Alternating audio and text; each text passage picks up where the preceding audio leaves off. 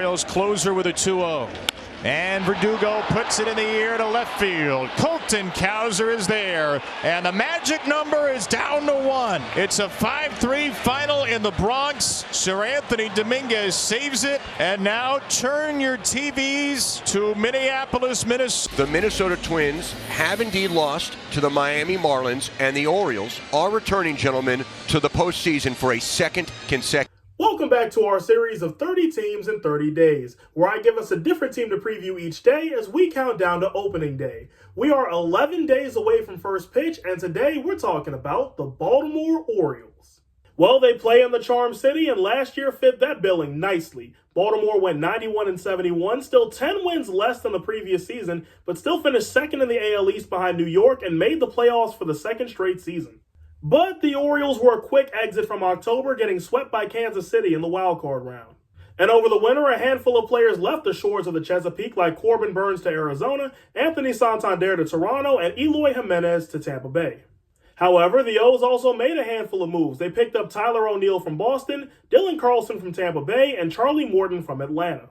Now let's talk about the Orioles farm system.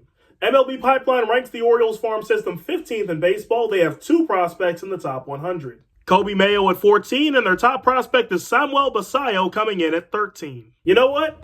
I'm going to throw a shameless plug in here. Chesapeake Bay Sox. New name, new logo, same stadium, same vibes. Y'all should definitely come to a couple games this year. Your boy is going to be at each and every one of them, holding it down for the hometown. Let's go. And as a nice little finisher, Baltimore has the 19th pick in the MLB draft. According to RotoChamp, here's the Orioles' projected opening day lineup as they head to Toronto to take on the Blue Jays. Starting rotation is also included. Those will both be on your screen now. This Orioles team, led by manager Brandon Hyde in his 7th season in Baltimore, is a lineup to be feared, especially now that they're bringing in the wall at left field in Camden Yards. And also, they've graduated from the bottom 10 in payroll, now ranking 15. So this is an Orioles team on the... My big question for the Orioles is, how active will they be at the deadline? For the Orioles, they've been building momentum the last 2 seasons. They'd emerged as a young team that swung hard and had fun doing it, captivating the country in the process. This offseason was the perfect time to strike and assert themselves as part of the upper echelon of the league.